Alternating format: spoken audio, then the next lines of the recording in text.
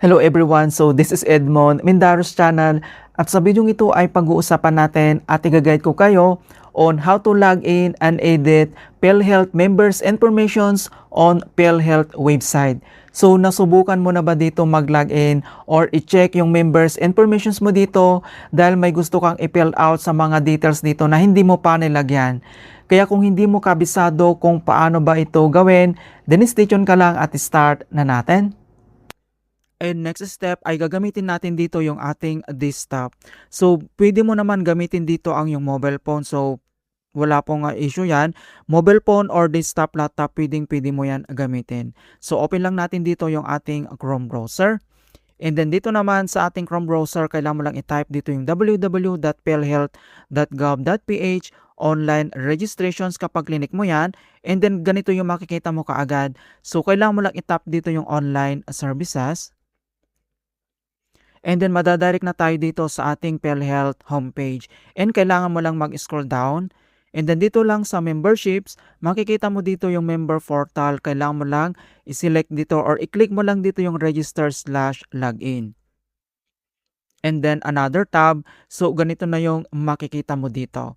So dito mga kaibigan, pwede natin ma-access yung ating PhilHealth. Pwede tayo mag-edit dito kung ano pa yung kulang yung details natin. So kung bago ka lang, so magandang step to mga kaibigan as baguhan lang kung paano ba ito i-forgot password para ma-access natin yung ating PhilHealth informations dito at ma-edit natin.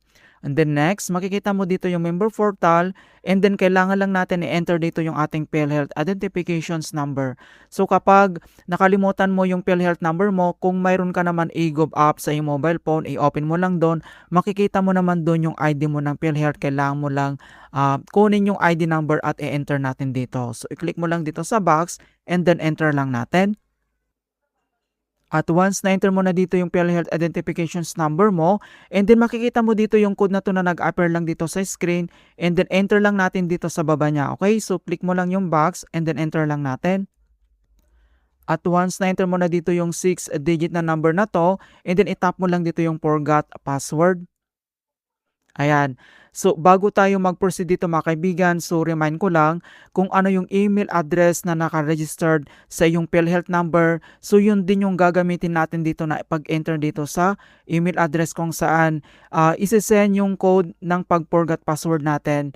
Kailangan match po yung ilalagay natin dito. Kasi kapag hindi nag-match yung records mo sa PhilHealth at naglagay ka ng ibang email address dito, ay hindi po yan magpo-proceed. So, kailangan match po sila.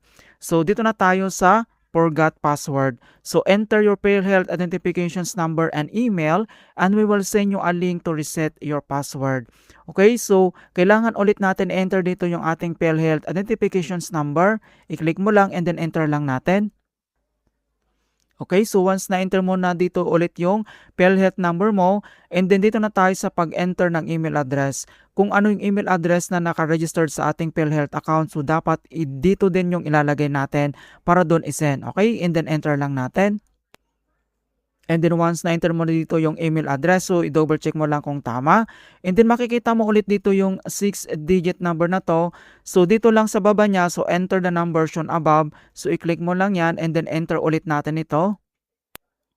At once na-enter mo na dito yung 6-digit na number, so double check mo lang yung PhilHealth number, yung email address dapat match sa account natin.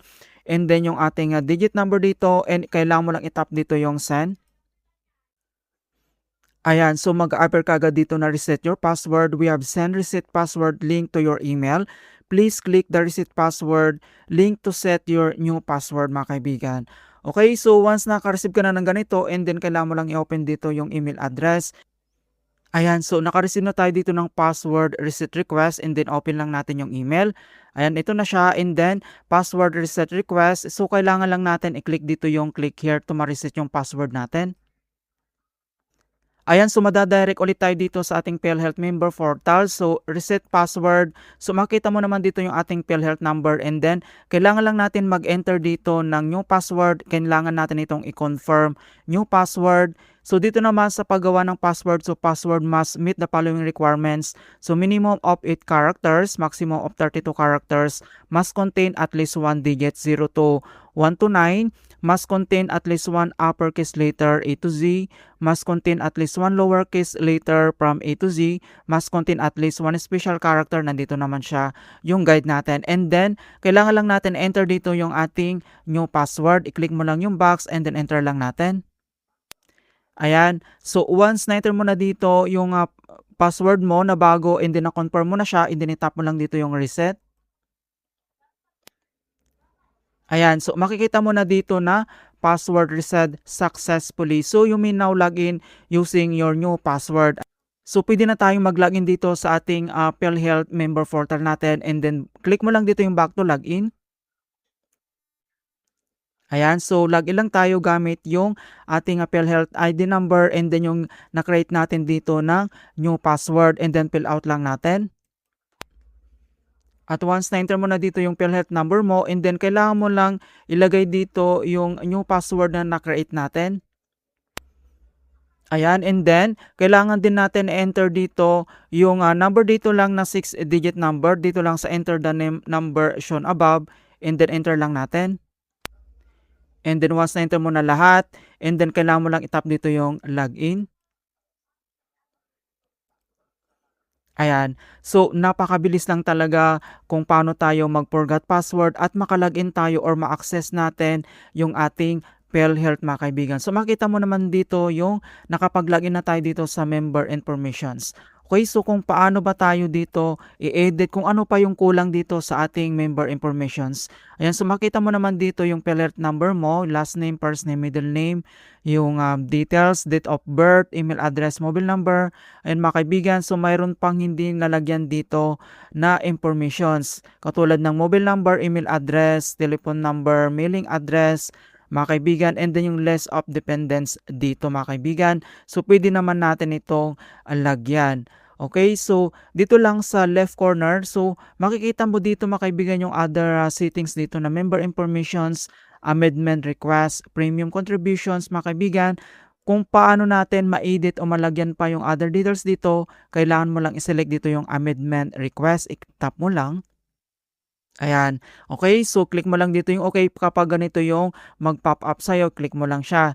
Okay, and then makikita mo naman dito yung amendment request. So makikita mo na dito yung membership category, yung monthly income, yung professions natin. So dito naman ay kailangan mo lang mag-scroll down. Okay, so basic informations, dito na tayo pwedeng mag-edit yung details natin. Kung gusto mong i-edit yung last name mo mga kaibigan, kung mayroon pang kulang dito, pwede mong ilagay. So last name, first name, middle name, name extensions, yung sex, yung date of birth natin, civil status, ayan, so last name, first name, yung mother's maiden name, so pwede mo na itong lagyan. So dito naman sa right corner, makita mo dito yung edit na settings mga kaibigan, kailangan mo lang itap yan, okay? So for example, edit natin dito yung ating mother's maiden name, i-click mo lang dito yung edit. Ayan, so pwede na natin i-enter dito yung last name ng ating mother's maiden name nung dalaga po siya. And then yung mother's maiden name na first name, click yung edit dito. Ayan, so pwede na natin i-enter. And then yung kanyang middle name. Ayan, so makikita mo na pwede talagang i-edit dito. Okay, so pwede kang mag-scroll down dito, pwede mong i-fill out lahat yung kulang pa sa iyong account.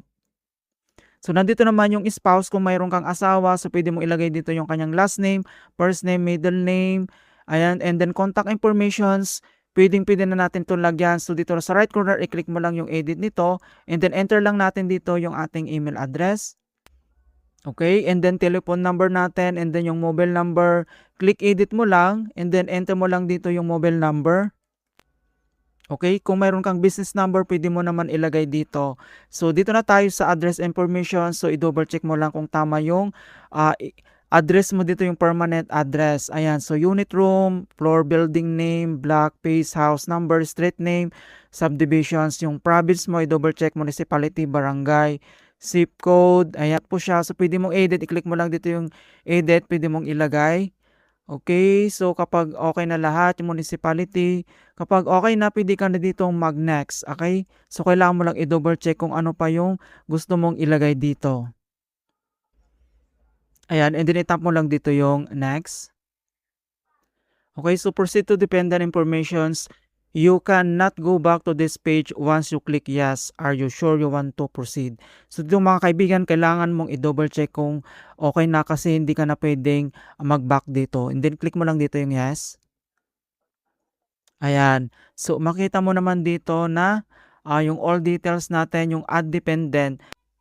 Okay, so dito naman sa pag-add ng ating dependent, so nandito yung mga informations na kailangan natin malaman kapag spouse must be legally married to you and not be a separate active PhilHealth member. Yung children naman, legitimated, acknowledged, illegitimate, adopted, or stepchildren, they must be under 21 years old, unmarried, and unemployed. Kapag parents naman, must be 60 years old and above, not an active member themselves, and financially dependent on you.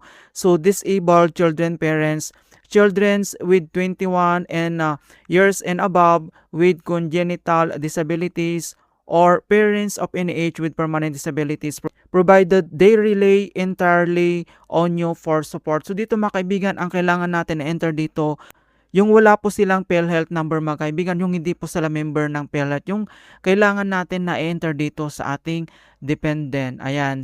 So kapag sa palagay mo wala pang PhilHealth number yung kapatid mo ganito, pwede mong ilagay dito or yung parents mo. So since yung parents ko ay PhilHealth member po sila, so hindi ko po sila kailangan ilagay dito. Ayan, nakalagay kasi din yun sa kanyang informations. And then kapag okay na dito, and then okay, so dito na tayo sa last step. So para ma-change natin or yung in-add natin na informations, kailangan natin itong gawin. Ayan, so amendment request, show hide list of required documents. So meron dito yung notes, kailangan natin itong basahin. To expedite the processing of your applications, kindly submitted upload readable copy of supporting document. Transactions with no supporting document will be rejected outright.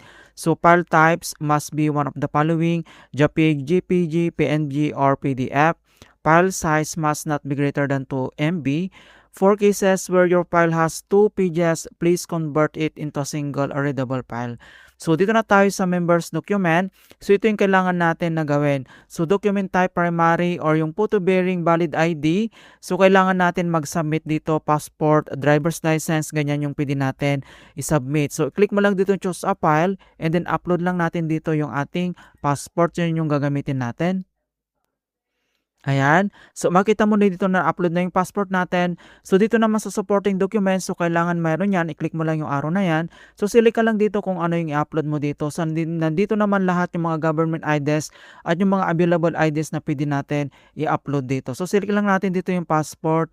And then, kailangan ulit natin dito na i-upload yung passport copy natin.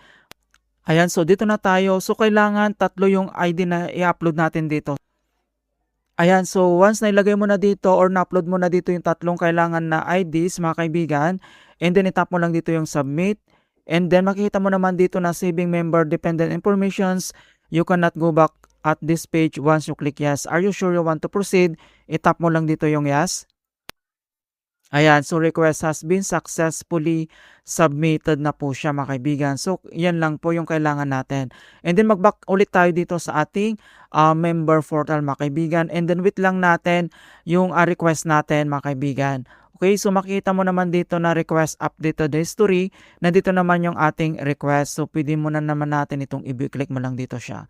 And then after 4 hours, so naka-receive tayo ngayon ng reply ni PhilHealth mga kaibigan regarding sa amendment, yung changes ng informations natin or yung added informations natin dito lang sa PhilHealth member portal. And then ito yung email ni PhilHealth. So dear sir and /ma'am, please be advised that the amendment request submitted through your PhilHealth member portal account has been processed. So makikita mo dito yung kanyang status ay completed po siya. You may check your updated personal information 24/7 through your PhilHealth member portal account. So kailangan natin itong i-double check.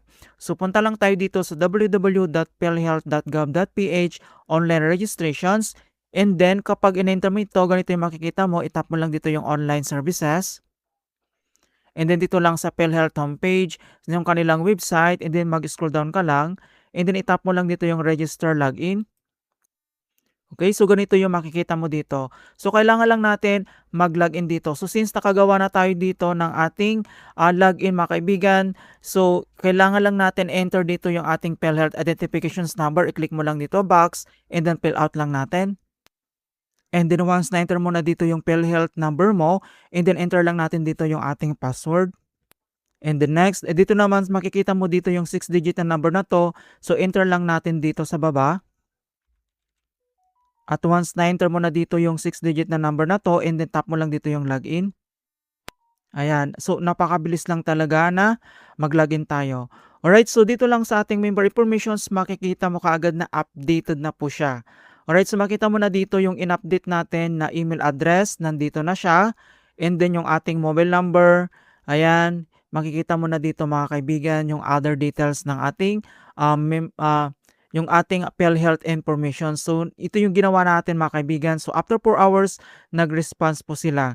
Okay, so dito sa list of dependents, hindi na po ako naglagay dito kasi yung mga parents ko ay meron din silang PhilHealth. So dapat wala pong hindi po yung PhilHealth mga kaibigan dito, yung mga ilalagay natin dito sa list of dependents, dapat wala po silang PhilHealth mga kaibigan. Ayan, so ganun lang po kasimple kung paano tayo mag-add ng informations dito lang sa ating PhilHealth member portals. Napakasimple lang talaga. So kailangan mo lang ng tatlong IDs mga kaibigan na kailangan natin i-upload para mag-run yung ating amendment request. So napakabilis lang talaga. After 4 hours, nag-response ulit si PhilHealth. Alright, so ganun lang po kasimple kung paano tayo mag-add ng informations dito lang sa ating PhilHealth members portals. And hope guys na nakapagbigay ako ng konting kalaman at guide tungkol sa PhilHealth tutorials. Thank you guys and see you in my next tutorials.